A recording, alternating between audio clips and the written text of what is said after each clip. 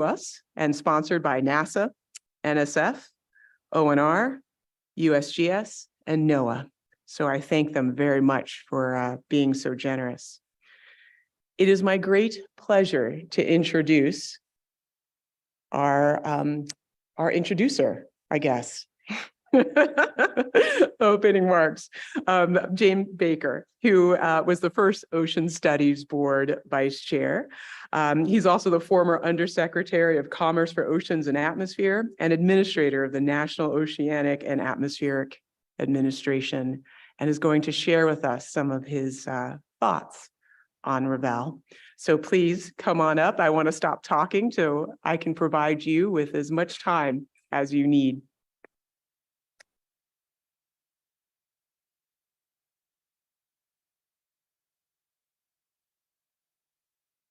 Thanks.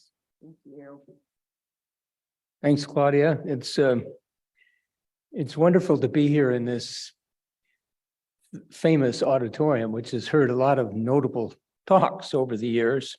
And I'm sure we'll hear another one tonight, and also to introduce the 25th, can you think of it, 25th Revelle lecture. So on behalf of the Ocean Studies Board, I'd like to welcome everybody here, and a special welcome to those people who have joined us virtually. I assume we have the virtual audience with us, so you have to say good evening and good morning and good afternoon to the world audience that we have today.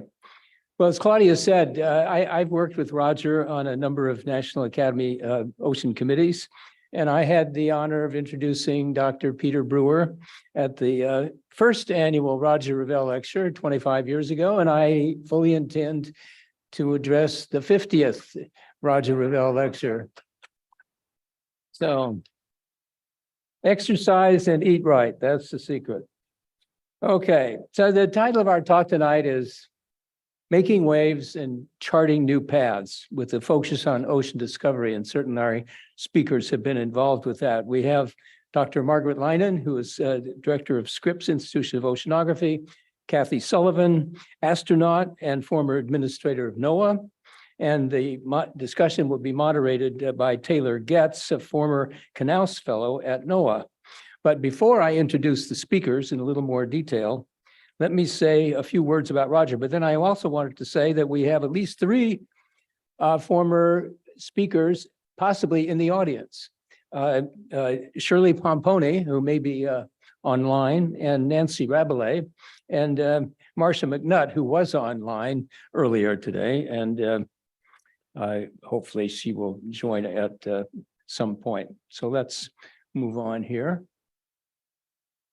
Roger Revelle came to Scripps in 1931 to study deep sea mud. He had married Ellen Clark, a grandniece of E.W. Scripps and Ellen B. Scripps. And here's a picture of Roger aboard the E.W. Scripps sailing vessel in 1939 with colleagues collecting bottom samples. And if you look closely, you can see Dick Fleming and Martin Johnson of Sverdrup Johnson and Fleming fame. I'll let you figure that out later. During World War II, Roger was on active naval duty, but during that time, he helped Mary Sears set up what became the first oceanographer of the Navy office. And he was instrumental in setting up ONR, which in fact was instrumental in helping set up the OSB. In 1946, Roger was in charge of geophysical measurements taken during the atomic bomb tests at Bikini, and later chaired the National Academy panel on biological effects of atomic radiation. And this is something that he kept an interest in, being involved with the Pugwash conferences on disarmament, and had an interest in that for a long time. He became director in 1950 of Scripps and steered the organization towards deep sea exploration, just as Columbus Island at Woods Hole and Maurice Ewing at Lamont were doing. This was the beginning of a new age in oceanography, the global age of oceanography. After he was a director at Scripps, he worked hard to establish a new La Jolla campus of the University of San Diego, which has a Revelle College. And then he was appointed as a science advisor to the Secretary of the Interior in the Kennedy administration and Johnson administration, where he made a major contribution in developing water resources in Pakistan. His final position was as director of population studies at Harvard. He had the broadest, I would say, one of the broadest and most influential careers of any scientist. Well, let's look just a little bit at Roger's career. There you can see Roger was this interesting person who was at home in many different kinds of environments. He was home at sea, he was committees, high-level meetings, and particularly interested in new techniques and new kinds of measurements. On the left is a picture of Roger Scripps in 1936. There he is putting an instrument in the water, and then below that there's Roger 1936 at Scripps with that piercing gaze which he had, and you can see that again over there on the far right. See, sitting as a committee chair. In the middle, there's a picture of Roger, Willard Bascom, and Walter Monk aboard the Cuss-1. If you remember that, it was jury-rigged, a barge that was jury-rigged from a World War II barge and named after the oil companies that sponsored the project. It was the first deep sea drilling with dynamic positioning. You didn't have to have an anchor. It led to the deep sea drilling project and all of its successors, which is still going on today.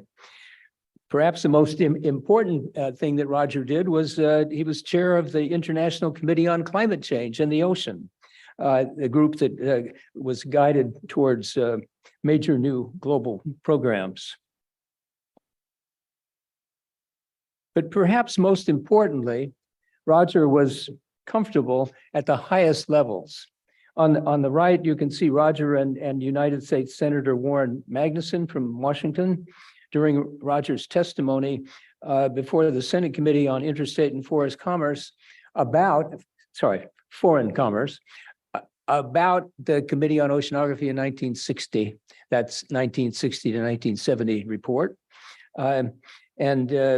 On the left, he's meeting with President Johnson. He had been a member of the President's Science Advisory Committee that had been originally appointed by President Kennedy to examine environmental pollution, but took up the CO2 issue.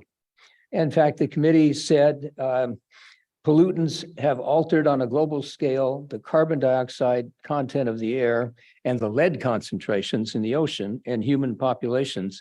It was the first time, was 1965, first time that a US president was officially warned of environmental risks from the accumulation of fossil fuel carbon in the atmosphere. Important step. So let's look at our speakers tonight. Margaret Leinen, Kathy Sullivan. Dr. Leinen's 10-year tenure as leader of Scripps is approaching the 13 years that Roger had.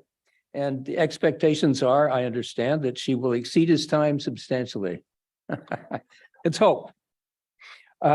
She also serves as a vice chancellor for marine sciences and dean of the School of Marine Sciences at UC San Diego. Her research in paleoceanography focuses on ocean sediments and their relationship to global biogeochemical cycles. She also served for 7 years at NSF as assistant director for geosciences, directing all the funding for all of the scientists out there. And she was the dean at the University of Rhode Island.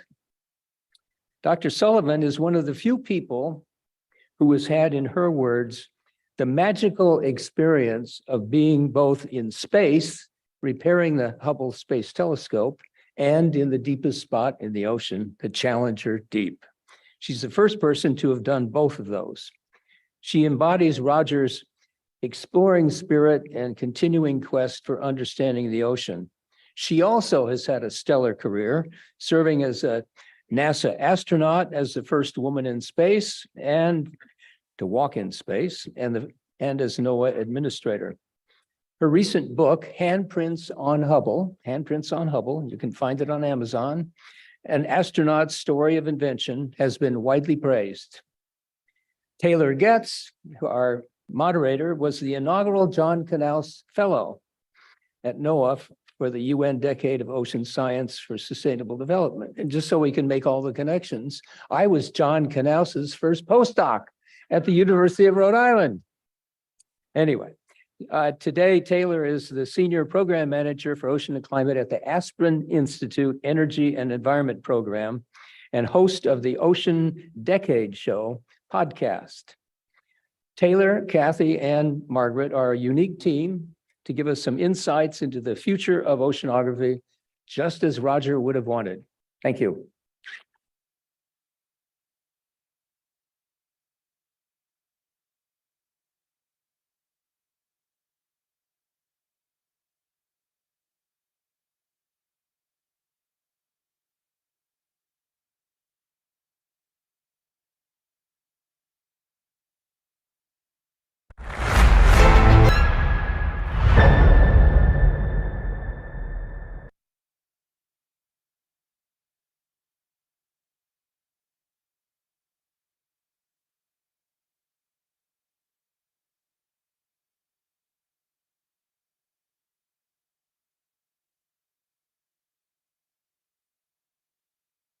Hello, testing, here we go.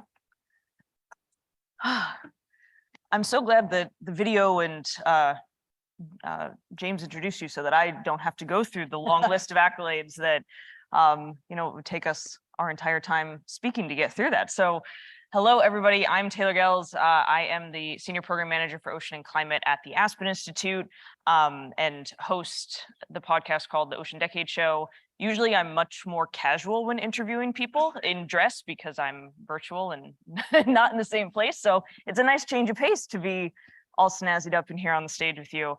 I'm really honored today. When OSB reached out to me, I didn't have Claudia's email address, so it went into my spam, and I thought it was a really elaborate prank that I thought someone really was targeting me of like, you know what you really want? We're gonna make you think that you have it, and then it's not true.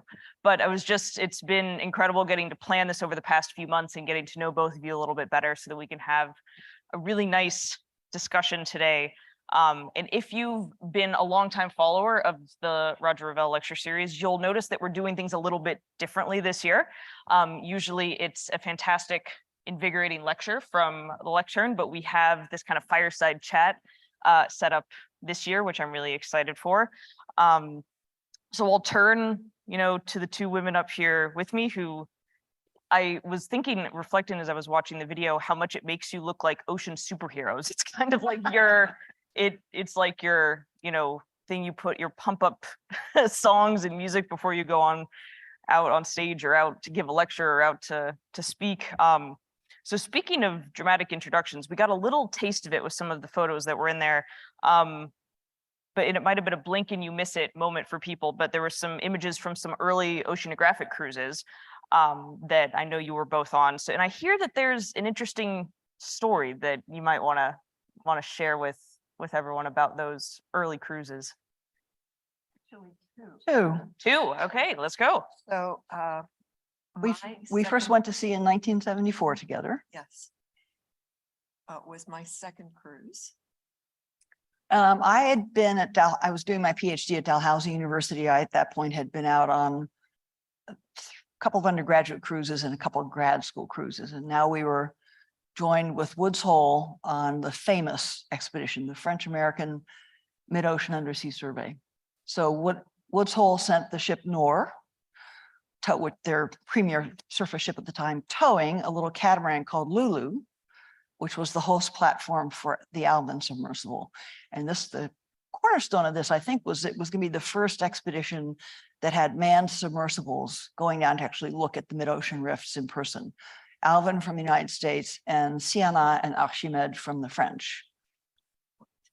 And I was a graduate student at Oregon State University.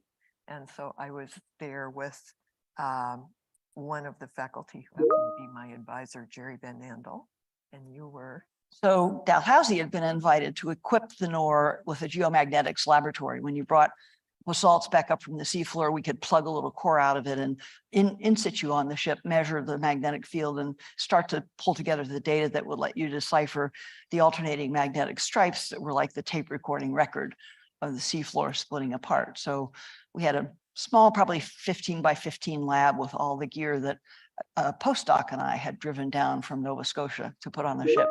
There were no Dalhousie faculty aboard. They abandoned us to the find your way to Woods Hole, strap all the gear in, and then go out to sea. And I was there helping Dick Holland in addition to following my major professor, I was helping Dick Holland, who was going piston coring for sediments for the first time. He was interested in the geochemistry of the sediments. I was interested in the paleoceanography, but I had actually piston cored before and Dick had not. So we, before the cruise left, I had worked with the folks there. I knew what their setup was, how they were going to work it and everything. And the first time that the piston core was not the first thing that went over the side, but when it did, I started out to the fantail to start doing the things I was prepared to do when the boatswain at Woods Hole came out and said, wait a minute. He then proceeded to, and this was the first time that either of us, and we were the only female graduate students, were going to the fantail while we were, at sea. He pulled a big piece of chalk out of his pocket and he drew a line on the fantail about 2 feet aft of the door from the lab to the fantail and said, no women aft of this. You could cause a distraction and somebody might be hurt. You carried around chalk for that purpose? Apparently so. That's like a lot. That's sexism with pre-planning. Well, he had kind of known there might be women aboard, which is, he probably wasn't thrilled with them being on the ship, but now it comes to they might be on his deck. Not happening. Yes. And distracting. And With distracting. your brilliant brains, right? Yeah. So the other thing, the first thing that struck me about going out to sea with Woods Hole is I'd been going out to sea with the U.S. Geological Survey off the West Coast and with Canadian Hydrographic Survey, blue water oceanography in all sorts of places. And in both of those settings, but especially in Canada, I was keen to do more than just my science. I wanted to understand, I felt it was important to understand, how does the ship work? How does the ship handle? So I could be a better partner with the ship's crew to get us in the right position, do the right science. And on the Canadian ships, I was welcome on the bridge. I was welcome to take the radar plots, plot them. They let me actually con the ship onto station. There was someone hovering right here, actually, of course, making sure I didn't give the wrong command. But I was used to being allowed to be a rising junior partner in the whole operation. And we get out to sea with Woods Hole, and you have to understand the mega super names of oceanography were the leading scientists on this cruise. The scale between them and Margaret and I can also be illustrated, I think, by the fact that the now very famous Bob Ballard was the freshly minted grad student who was doing the grunt work for these guys. And Margaret and I were somehow way down here. So we were not allowed anywhere near the bridge, not allowed when samples came back from Alvin, we were allowed to kind of look at them and administratively write them in a log, but we were certainly not allowed to touch them. And we were not allowed aboard Lulu or Alvin, ostensibly because there wasn't a bathroom for us on board, which they told us when we were in port and when I had just come back from the bathroom on the starboard pontoon. And it reported that it worked just fine when I pulled the chain. So I didn't quite understand the problem. So that was the backdrop that struck me, was from junior partner to the net present value of deck paint in like very short order. But it got a little funnier. I think we both have a particularly fun story there. We're coming back into port after the second leg, and all the bigwigs from France, the United States, are coming out for the celebration, the in-port festivities. And the skipper of the Nore was aboard ship for that cruise, with Woods Hole's permission. And I was walking along the deck back to my lab at some point, and she's coming the other way. And she stops me. Of the skipper. The wife of the skipper, sorry. She stops me in the outer passageway and says, "Oh, I'm so glad I ran into you. I'm going to need you to serve hors d'oeuvres during the import." And I managed to maintain my composure and inform her that that would not be possible because I would have to be in my laboratory representing my university as part of the ship's research complement, and then turned and left before I said what was really on my mind, which my mother would never have forgiven me for. And after she finished with Kathy, she came to me and said, "Did you bring a skirt along?" And then a similar. So that was our first experience together. And we've been kind of going like this ever since. You could have used the skirt to wipe the chalk off. That's what you use it for. Want to guess how long that rule about the chalk matters? Not long. Yeah. And to that bosun's credit, I think we pretty clearly and quickly showed we knew our stuff. We respected the crew. We respected his role. And it was a matter of days that we were working the whole fantail, and he didn't mind. But it was just that dramatic attempt to control. They told him he didn't know how to run the piston cord. Which was true. Yes, which was true. Yeah. So from those, that meeting and those origins, and then to today, it's kind of fantastic. Like you said, Margaret, it's like a kind of zigzag that you keep coming back together, which is really fantastic that we all get to be here to see one of the meetings today. And you've both come such a long way from those cruises.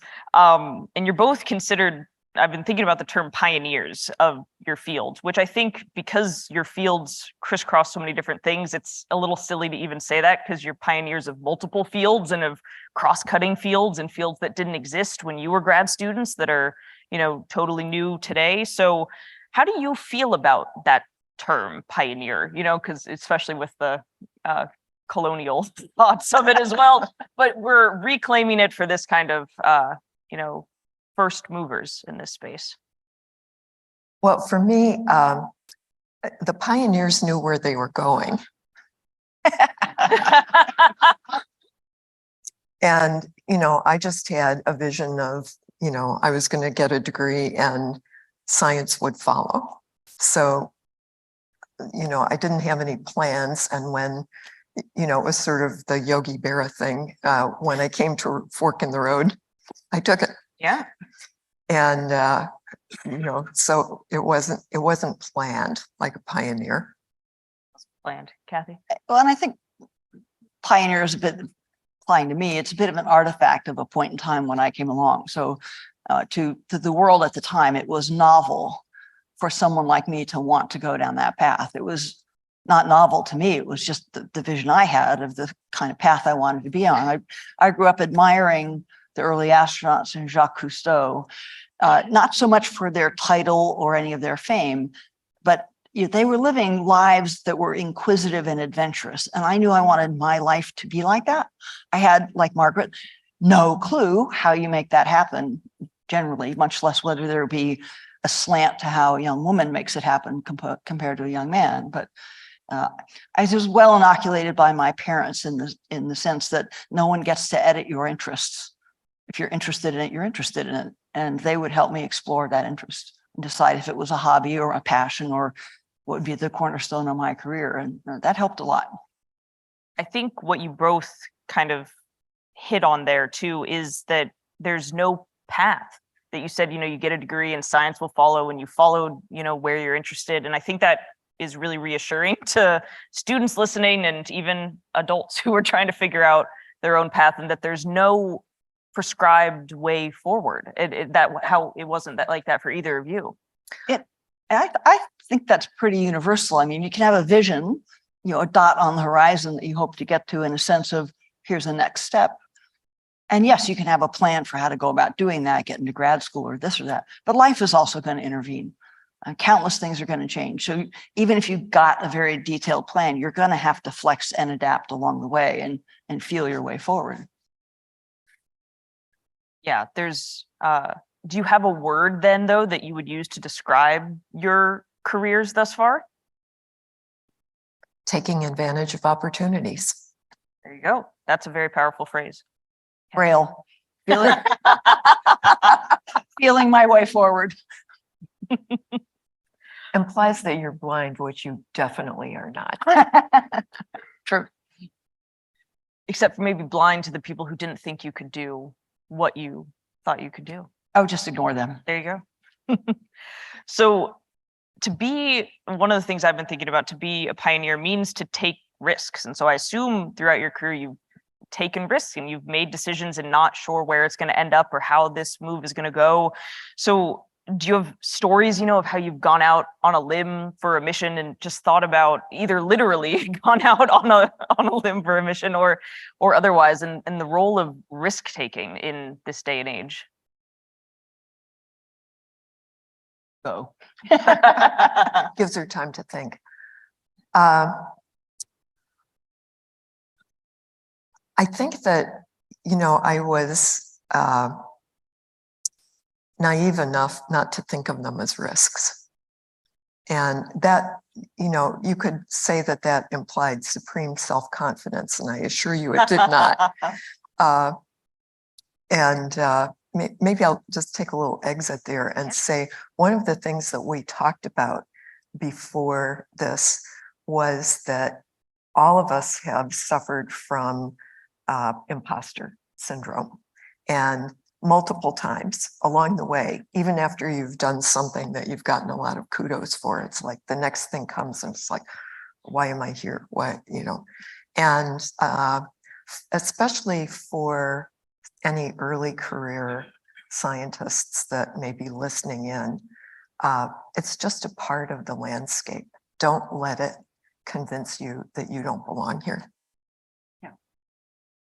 But the other thing is, if you're facing the opportunity or the challenge of doing something you've never done before, there are loads of people out there that have not done that before. So just see it as that. It's my first chance to try this.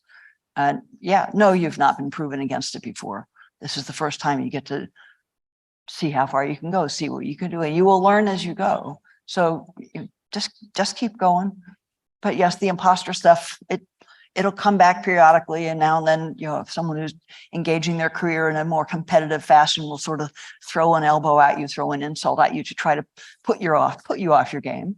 They could outperform you. They could win the competition if there's one by outperforming you, or by taking you off your game and discombobulating you. There are people who will play the game that way. Just try to take you out instead of actually excelling beyond you.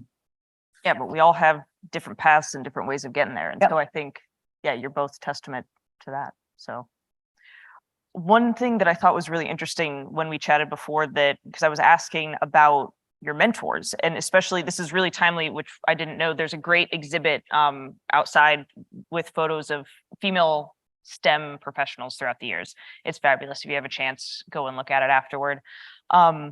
But you both said that term didn't really exist when you were kind of growing up. And I think that's really interesting now, since you are considered mentors probably for many people. So what does that role mean to you, and how have you kind of tried to define that for yourself? For me, a mentor is not just a role model. A mentor is a person who takes a personal interest in your progress and your advancement and makes opportunities for you.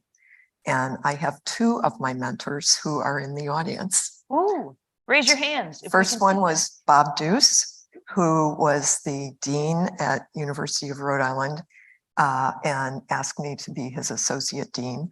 And then not only was an example, but took an active interest in my career. And the second is Rita Caldwell, who by sheer dint of personality convinced me that I should leave Rhode Island and go to NSF, and then is still serving as a mentor. I call her regularly about problems.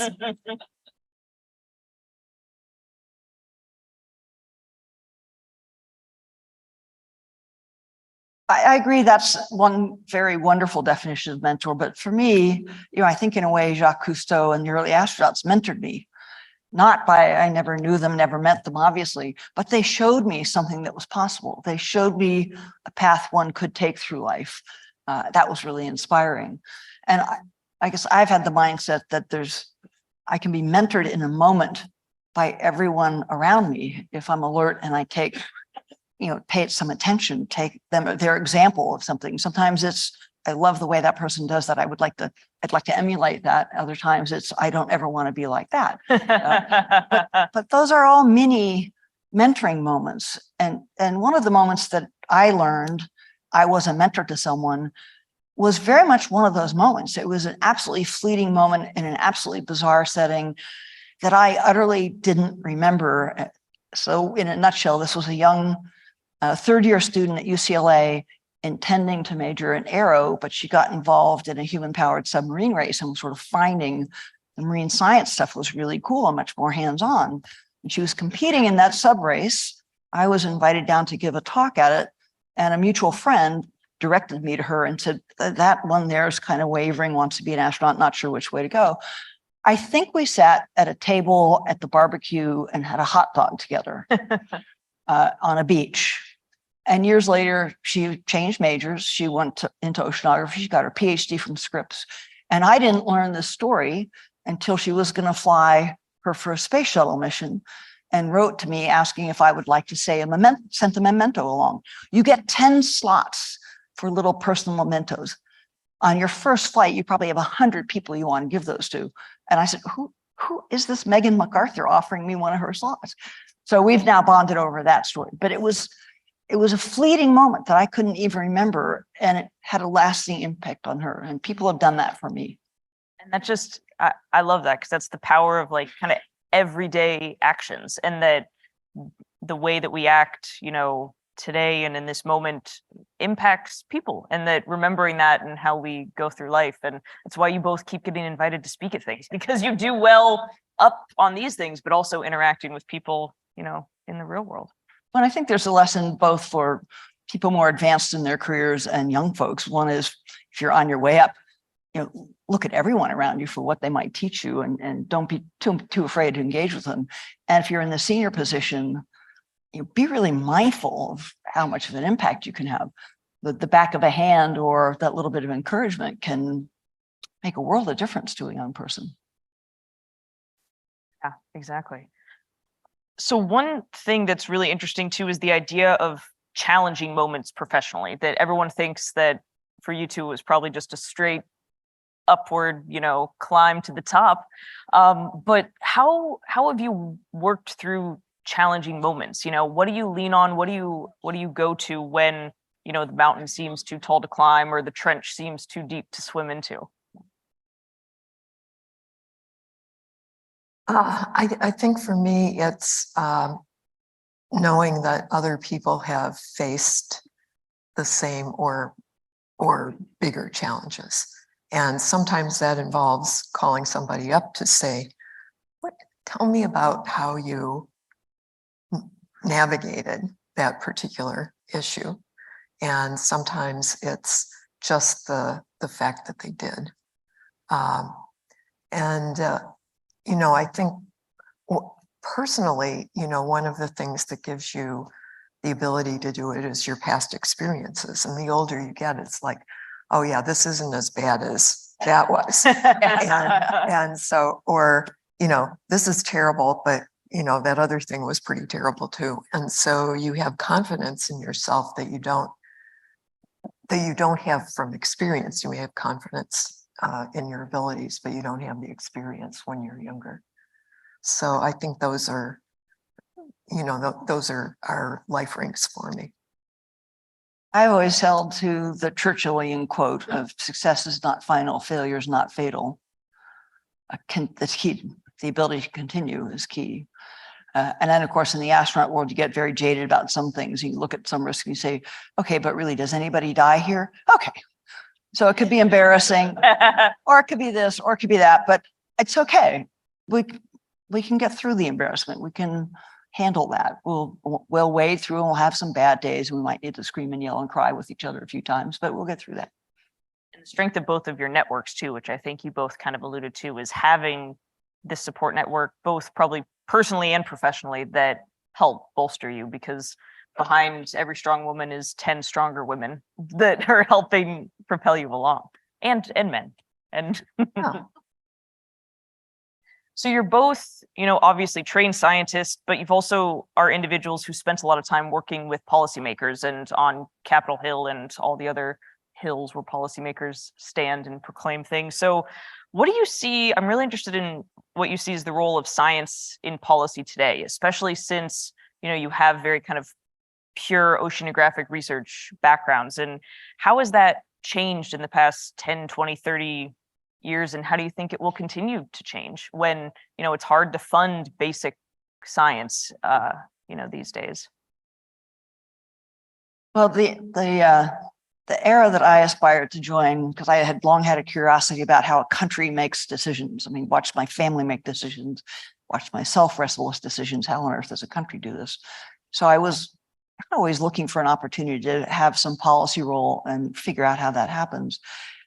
And I was, motivated by the model of the early science advisors, like the original post-World War era, where there was a broad recognition by politicians of both parties that, science is science, math is math, and science can provide an underpinning, some guardrails, some framing conditions for policy decisions that are always more complex than just the science itself. And so I'd had a chance to work on some advisory groups with gentlemen who'd walked through many presidential administrations on advising the Navy and others. And I thought that's the niche I would like to try to be in and apply my science to my knowledge and to the betterment of the country and our ability to make better decisions. The era we're in now has become very different, and the partisanship has bled more into science advisory. So I really worry about that. I think for an advanced technological society in this era to think that there's a conservative versus liberal, Republican versus Democratic way to do math or look at physics, I think puts us on a perilous course. Yeah, well, as you talked about the divided country, I was thinking about my experience at NSF, and I came in under the Clinton administration and then was the Bush administration. And when I started, I became chair of the US Global Change Research Program, which had been led by NSF. And the whiplash was extreme. In spite of Christy Todd Whitman talking about the four pollutant strategy, it never happened. And I think that was my first experience with the kind of division that we have now. And what I found was that the less you could talk about our science says this, therefore you should do that, the better off you were. And to let the science speak for itself. And there are other people around you as a scientist, including the kinds of jobs you've had at NOAA, who actually do have to do the yes, and the science says this, and you should do that. But as scientists, we have more influence, I think, when we speak the truth about what we're doing and what its limitations are. And I think that one of the reasons that science has started to be looked at as just another advocacy group is the degree to which we really put on that, we're the only voice that should be listened to, and everything else you're doing is unimportant. And it's not. I mean, you look at the climate issue and there are world economies at stake over how rapidly we change. And, that's not my expertise. And nobody's going to write down in the history books that I was responsible for something with that. And I think that we need to, I'm not saying we should be shy about science, but I think we need to be careful about what our role is so that we're not viewed as just another advocacy organization. Yeah, it's not an easy topic to focus on, especially when you're a trained scientist and that's what how you see the world and what you care about. But that kind of holistic view is You're a important. policymaker, you don't have the luxury of seeing the world in that unidimensional way. Yep. They have a responsibility that's broader than that, and I don't envy them the challenge of trying to craft a path that is the most best and least worst through this thicket of conflicting forces. So the last question I have for you, and then we're going to open it up questions for the audience. So if you're tuned in virtually, you can submit via Slido, and there's a QR code that will be on your screen. And then if you're here in person, we have 2 microphones on each aisle, and you can line up when we're finished up here. So the occasion of this Roger Revelle lecture is the 100th meeting of the Ocean Studies Board, which is really exciting and a fantastic milestone for the academies. But looking ahead, so around the time of the 200th meeting of the Ocean Studies Board, what topics do you want us to not have to talk about anymore? What will we have solved? What's done? What will they hopefully not be prioritizing? What could we be prioritizing at that point? 100 years from now, we will not be talking about the CO2 problem. And it's not just that I hope that, I trust the science and the innovation. And it's going to take a long time, but I absolutely believe that we will deal with it. And I'm going to be disobedient and talk about what I hope we are talking about at least a few of the OSB meetings. I hope we're celebrating that over the intervening century, we've radically increased our knowledge and understanding of the total ecology of the ocean, the full population of organisms, the ecosystem webs that make the ocean really the cradle of life on this planet. We know a moderate bit about a thin onion skin layer of the ocean. It's famous to say that we have better maps of the moon or Mars than we do of the bottom of our ocean. It's true. It's largely the physics of how easy it is to bounce lasers off a planet without an atmosphere versus see through an ocean. But it's not a bad metaphor for how little we really understand of this environment that holds most of the living matter on this planet and is vitally important to every other living species on the planet. So I hope we're celebrating the radical advances we've made in our understanding of the biology of the ocean, including down to the deepest levels of the deep sea. Fantastic. Thank you. Those were the questions I had. So if you are here in person, please, you can line up at one of the 2 microphones and I'll call on you. And if the Wi-Fi is strong enough, I'll have the Slido questions up here as well. Then I'm going to try to switch networks here. But one that has popped up that we can start with while people start filtering over for questions is, I feel like a lot of people that I've known in grad school or have done in the past have thought like, well, what else is there to do and discover? So what would you tell future, current generations and future generations about? Oh dear. Let me count the ways. Yeah. It's Get a sort of- whiteboard, you can give a lecture. No. It's like, kids think that science is all done, it's in the book. And we look at the simplest statements, they ask us the simplest things and they're profound questions. And,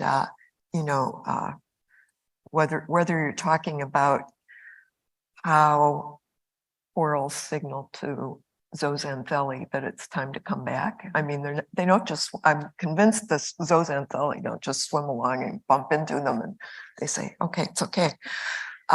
Or how turbulence works, they're just fundamental things that we don't. And there are new tools opening up new vistas on it all the time. I mean, we're at the baby dawn steps of the genomics revolution. So what might that tell us about our ocean that we didn't even know to ask that before. We didn't even know to look for it before. So that's really the excitement is we know what we know looking down this little bit of the rabbit hole. There's so many other dimensions and facets that we haven't even looked at yet. Go find one of them. You'll open a whole universe. Okay, we have one question here in the audience, so let's go here. Hi, thank you all for joining and organizing this today. I went to UC Santa Cruz, so Dr. Sullivan, I saw your face on. Yeah, slugs. And then after that, I went on to get my PhD at URI's Grad School of Oceanography, and Dr. Leinen, I used your microscope. Do they have it like in a box? That- It's in a I wooden hope box. not. There were still some glass slides and things. It's now in Dr. Robinson's lab, if you're curious where it ended up. So I thought this was an amazing opportunity for me to come and see you both in person tonight. So thank you.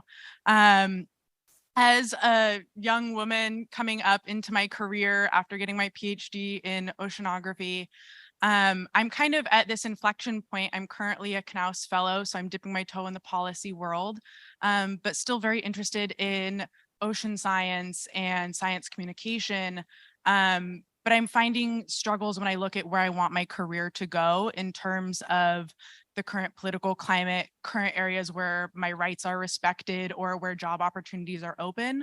I'm curious, since you have both described discrimination based on your gender, what advice would you give to young scientists coming up in the world today, trying to find career opportunities while also potentially facing discrimination or infringement on their rights? Do you have any advice or words of wisdom?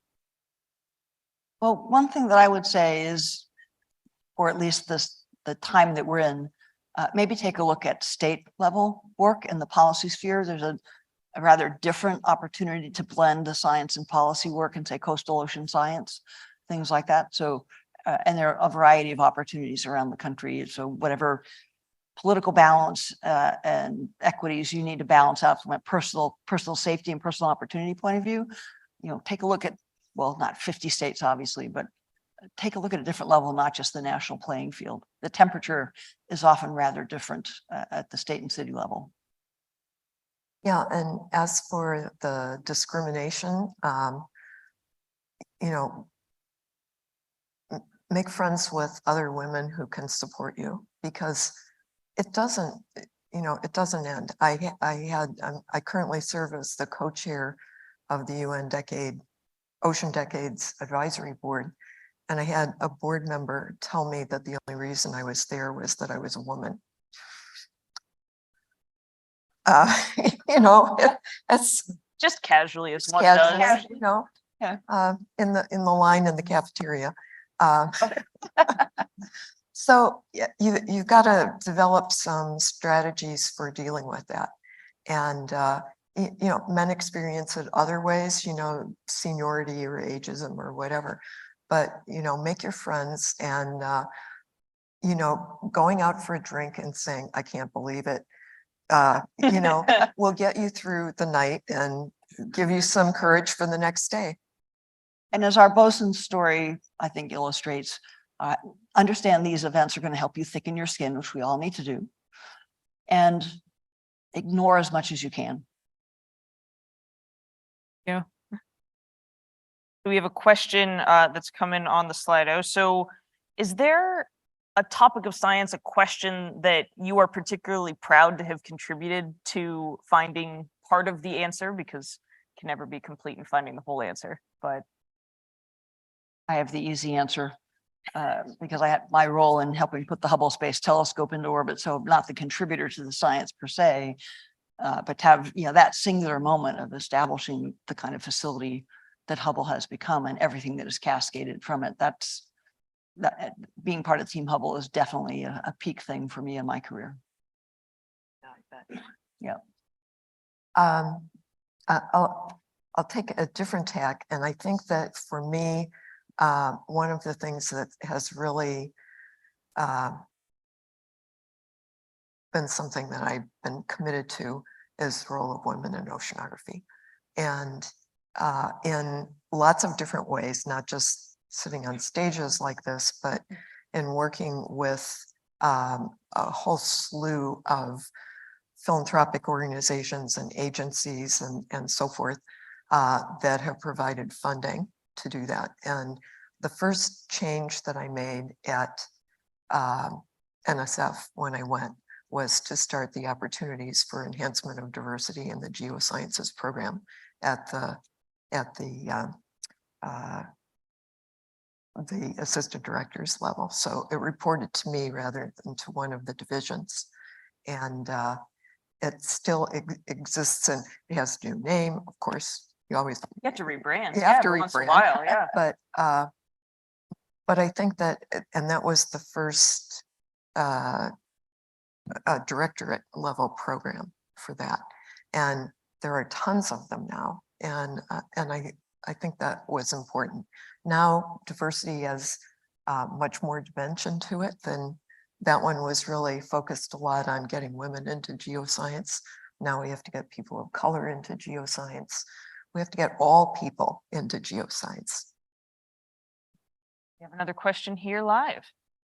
Yes. I'm Kalina Grab, and I'm also a Knaus Fellow currently, and I recently finished my PhD at MIT Hui. Thank you so much for sharing your stories.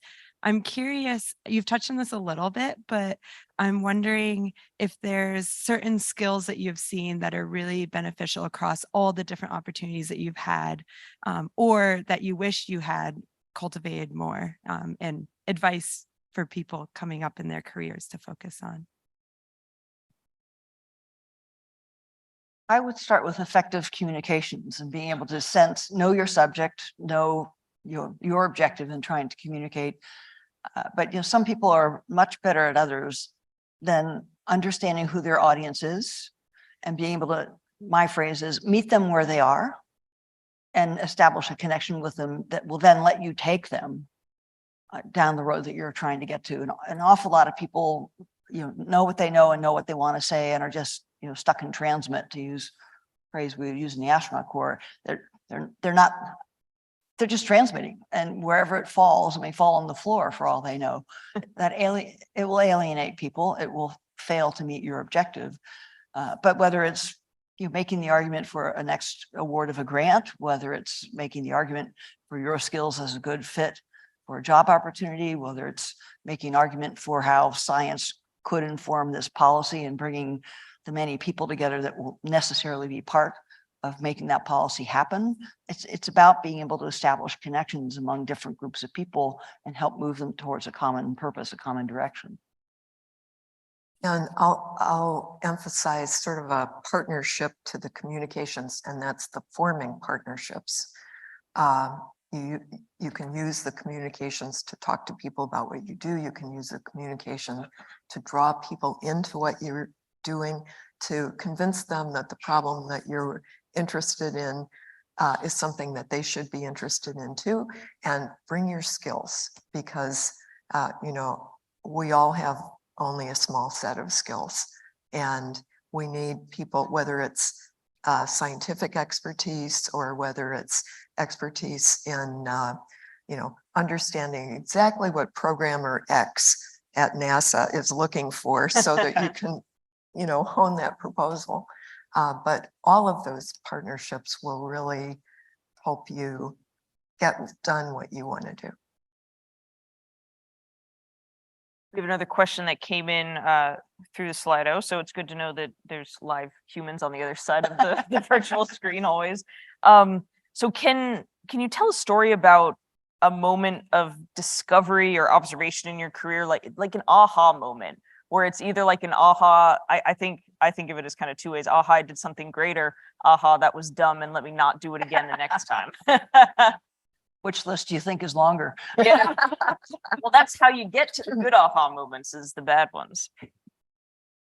For me, it was my first dive in Alvin for a lot of reasons. I was working with John Delaney, who's in the audience, on the hydrothermal systems on the Juan de Fuca Ridge. And the year before, we had located a site based on a dredge that had sulfides in it. So the first Alvin dive was John's, and he searched around for the location and unfortunately saw it when they had already dropped the weights. Oh no. So I got to dive on John's coordinates, which were better.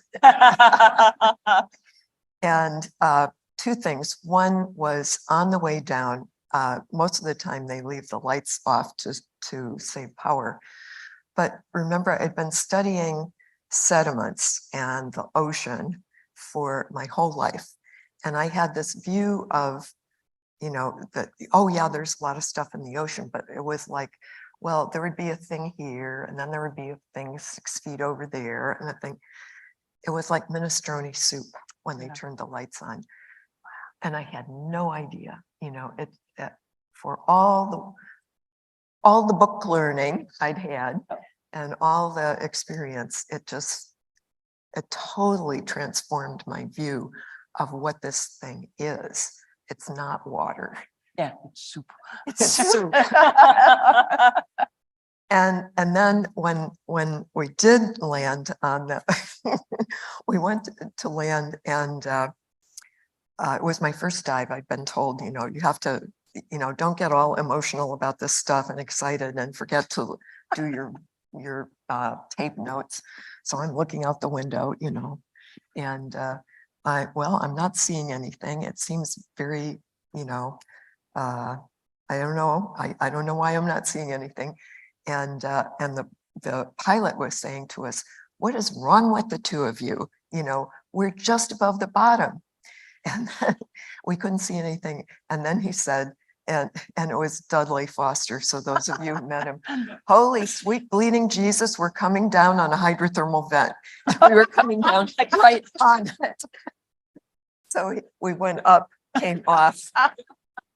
And then, you're the hydrothermal vent field out there. I was on the left-hand side. The chief scientist, Paul Johnson, was on the right-hand side.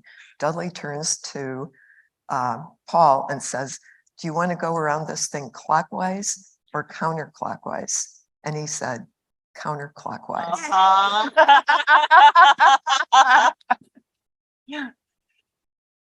Yeah, I think probably my hydrothermal vent story is, after I did not do deep sea studies for my work. I did, geology and geophysics of the sea floor. But like everyone, I think it followed all the literature of the Juan de Fuca Ridge discoveries and probably absorbed every image I could get my hands on that the submersible or the cameras had taken. And then in 1996, I had a chance to dive on the East Pacific Ridge, thanks to Cindy Vandover, and landed, and we're cruising up along in the Rift Valley, and just watching these landforms emerge, and to be able to see them like you would experience them on a hike instead of in little snippets of a picture, completely transformed my sense of what the landscape was. Blee Williams was the pilot on that.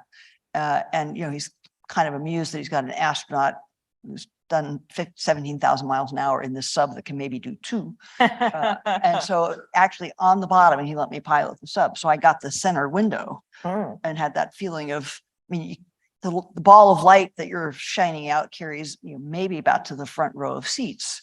And you don't really have a comprehensive view of the landscape and what obstacle am I about to come up to? And is it a tall one? Is it a wide one? How do I get around it? So it was kind of another Braille moment of peering into the edge of your field of view and finding your way forward. But I can still see in my mind's eye this, where you had the lava lake with the gas pipes that come up through it, and the lava receded and the crust all collapsed. So there's these huge slabs that look like somebody's road caved in an earthquake, just higgledy-piggledy. And we came up to this one remaining section where there were 2 gas columns with their bathtub layers and a little bit of crust on the top of it. And honest to God, it was like looking through the window of an ancient Roman ruin. That was just wonderfully gorgeous moment. This is an example of Kathy knowing her audience and not telling a space story and telling an ocean story in her communication. We have space stories. We'll do 1 or 2 probably more questions. We have one here live with us. Well, speaking of space questions, so I'm the daughter of a NASA engineer, but I'm also a scuba diver. And so the magnificence of both of these worlds has been my entire life. And I was wondering if you could look into the future a little bit and see. There's actually a gentleman right now who's been underwater for 79 days, I think he's at right now, and studying the effects on the human body under certain pressure. But if you saw humanity living in either space or underwater on this planet, which would it be, and what would be the advantages of both?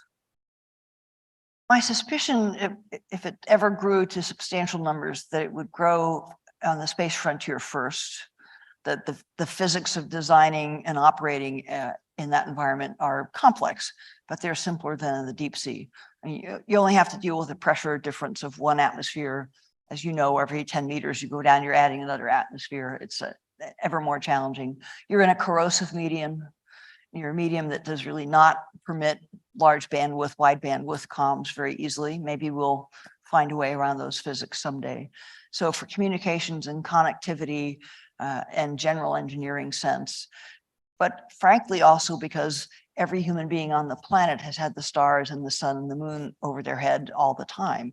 I think there is a more universal imagining about flying and being above and being in space than there is about being under the water. I mean, the cold, dark, cold gray fish-bearing sea of Homer is kind of not as alluring, right, as the great pictures that astronauts send back. So that would be my forecast, that that would be more likely to happen. And one thing I would cite in support of the argument is the number of companies, startup companies and larger companies already that are working on habitats, commercial stations, multi-purpose platforms. I mean, there are at least 4 that have independent ideas for how to put station platforms in orbit that can be industrial, touristic mixtures thereof. And they're attracting the capital to make it happen. Contrast that to the ocean environment, unfortunately. As never having been to space, I don't think that you probably have a comparative answer to that. I don't have an experiential answer, but I totally agree with Kathy. Yeah. It'll be in space first. It's just a much easier Just looking environment. how, knowing the science and looking how the world works. Yeah. Well, thank you both so much for your insights. Thank everyone for being here in person and for listening online. It was just time flew by way too fast for this discussion. I feel like we could keep asking you questions all night, but warning for everyone that Kathy does have to leave fairly quickly. So not manage your hoard, your willingness to, just, but thank you to the National Academies. Thank you to both of you. Thanks to everyone watching, and we'll see you for next year's Roger Revelle lecture, I guess. So